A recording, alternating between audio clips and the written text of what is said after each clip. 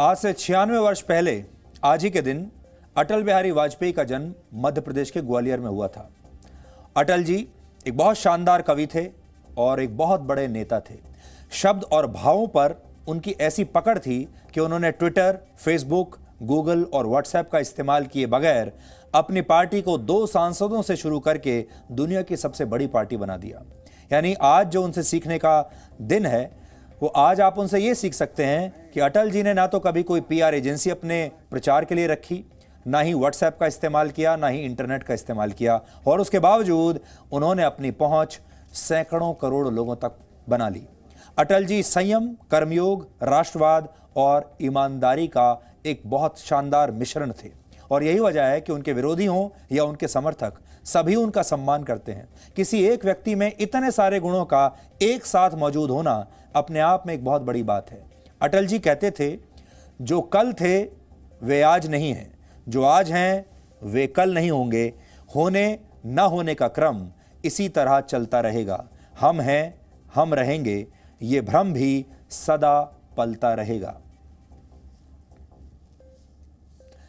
ये कितनी बड़ी बात उन्होंने अपनी इस कविता के जरिए कही है, क्योंकि बहुत सारे लोगों को यह गलतफहमी हो जाती है कि वो आज भी हैं और वो हमेशा रहेंगे। अटल बिहारी वाजपेयी गठबंधन के असली नेता थे। सबको साथ लेकर चलते थे। वो हर जाति, संप्रदाय और विचारधारा के लोगों में लोकप्रिय थे, और उनकी राजनीति किसी से वैचारिक विरोध के बाद भी बातचीत का सिलसिला कभी तोड़ती नहीं थी। सरकार की आलोचना और आरोप पर अटल जी की बातों से भारत के जननायक आज भी सीख ले सकते हैं। मैंने 40 साल आलोचना की है, आज भी अधिकांश में आलोचना सुनना पड़ी है। मराठी में एक कहावत है, निंदका से घर असावे शेजारी। क्या मतलब? निंदक नियरे राखिए आंगन कुटी छबाए। निंदा करने वाले को पास में रखना चाहिए, चापलूस नहीं तो बिगाड़ देंगे। अगर निंदक रहेगा तो बिना साबुन और पानी के सफाई करता रहेगा। तो अटल जी से सीख लेने के लिए आपको नेता होने की जरूरत नहीं है। राजनीति में ही नहीं, आप कुछ भी करते हैं अपने असल जीवन में, तब भी आप अटल जी से बहुत सारी चीजें सीख सकते हैं। राजनीतिक जीवन में संयम अटल जी की एक और बहुत बड़ी ताकत थी। वर्तमान में सत्ता के लोभ और लालच ने राजनीतिक पार्टियों की नैतिकता को पाताल लोक में पहुंचा दिया है। करीब 20 वर्ष पहले 17 अप्रैल 1999 को तत्कालीन प्रधानमंत्री अटल बिहारी वाजपेयी की सरकार 13 महीने के कार्यकाल के बाद सिर्फ 1 वोट की वजह से गिर गई थी। 1 वोट से। उस समय एआईएडीएमके की अध्यक्ष जयललिता ने वाजपेयी के नेतृत्व में चल रही एनडीए सरकार से अपना समर्थन वापस ले लिया था। इससे सरकार अल्पमत में आ गई, लेकिन अटल जी ने राजनीतिक संयम रखते हुए अपने आदर्शों से कोई समझौता नहीं किया।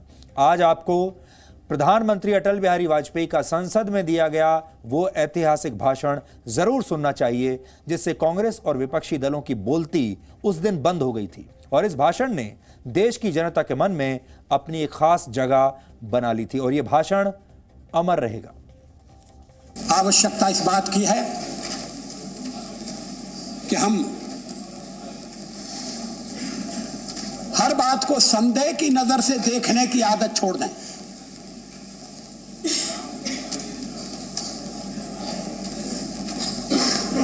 कोई सार्वजनिक प्रश्न आता है तो तत्काल मन में यह सवाल उठता है कि कुछ दाल में काला जरूर है। अगर दाल में काला है तो उसकी जांच होना चाहिए।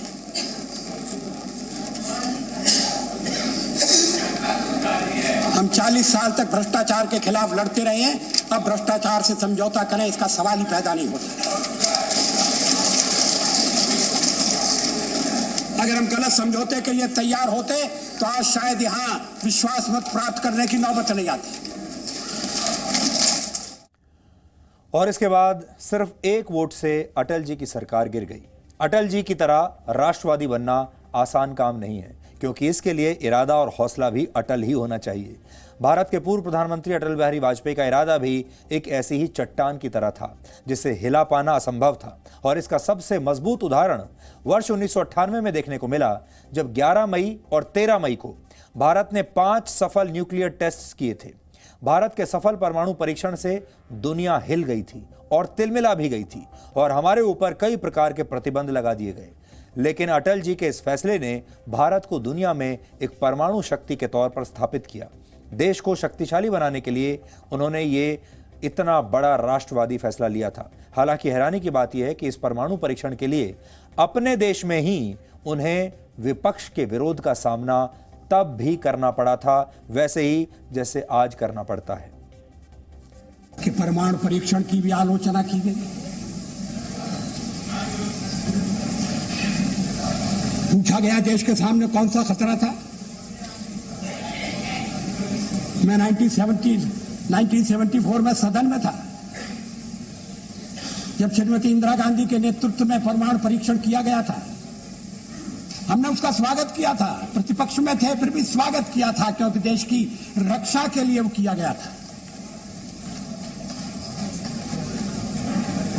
उस समय कौन सा खतरा था?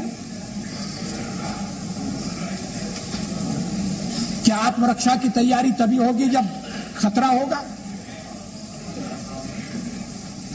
अगर तैयारी पहले से हो तो जो खतरा अगर आने वाला है तो खतरा भी दूर हो जाएगा। खतरा अमल में नहीं आएगा।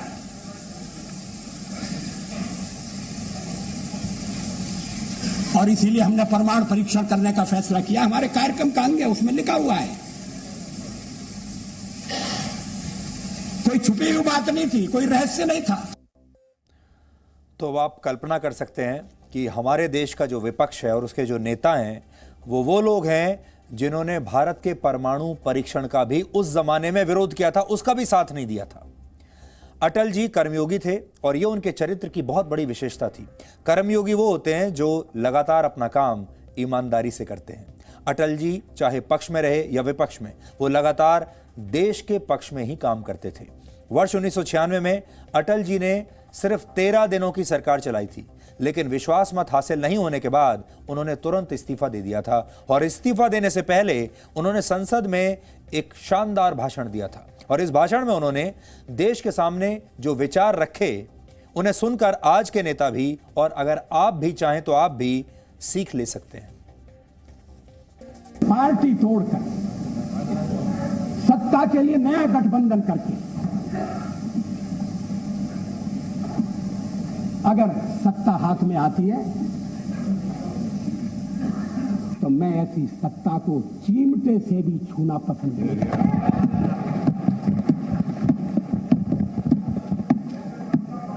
न भीतो मरणादस्मि केवलम दूषितो यशः। भगवान राम ने कहा था, मैं मृत्यु से नहीं डरता, अगर डरता हूं तो बदनामी से डरता हूं, लोकापवाद से डरता हूं। 40 साल का मेरा राजनीतिक जीवन खुली किताब है, लेकिन जनता ने जब भारतीय जनता पार्टी को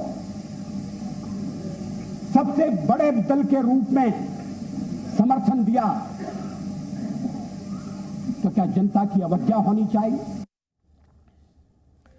और जैसा आप जानते हैं, जी न्यूज़ देश का सबसे पुराना चैनल है, और अटल जी का जी न्यूज़ के साथ भी एक बहुत ही ख़ास रिश्ता था। और आज हमने जी न्यूज़ की लाइब्रेरी से एक बहुत ही ख़ास इंटरव्यू उनका निकाला है, जब उन्होंने ख़ास तौर पर जी न्यूज़ से बात की थी। और आज खेल मंत्री किरण रिजिजू ने भी उस इंटरव्यू के कुछ अंशों को ट्वीट किया है। वो ख़ास इंटरव्यू जी न्यूज़ के साथ आपको आज उसका एक अंश हम दिखाते हैं। पहली बार जब मैं गया तो सबसे पीछे बैठता था, मुझे बोलने के लिए समय नहीं मिलता था, मिलता तो बहुत थोड़ा समय मिलता था, लेकिन मैंने हिम्मत नहीं हारी और बाद में मैं पहली लाइन में बैठकर और बहस करने लगा। 1978 में अटल जी जब भारत के विदेश मंत्री थे और जनता पार्टी में चुन के आए थे, तो मेरे पिताजी भी जनता पार्टी से विधायक बने थे और आज मैं अटल जी के साथ फिर भारतीय जनता पार्टी से सांसद बना और उस लोकसभा में सदस्य हूँ जिसमें अटल जी सदस्य हैं। इससे बड़ी बात मेरे लिए और हो नहीं सकता है, इसलिए ये बहुत खुशी की बात है कि इस कार्यक्रम में अटल जी के साथ मैं बैठा हूँ। अटल जी एक बहुत बड़े नेता तो थे ही, लेकिन वो एक बहुत बड़े कवि भी थे। इसलिए आज जो हम उनका एक विश्लेषण कर रहे हैं उसमें अगर हम आपको उनकी कविता ना सुनाएं तो ये अधूरा रहेगा। इसलिए उनकी कविता की भी एक झलक आप देखिए। टूटे हुए सपने की सुने कौन सिसकी, टूटे हुए सपने की सुने कौन सिसकी, अंतर को चीर व्यथा पलकों पर ठिठकी, हार नहीं मानूंगा रार नहीं ठानूंगा, काल के कपाल पर लिखता मिटाता हूँ, गीत नया गाता हूँ, गीत नया गाता हूँ।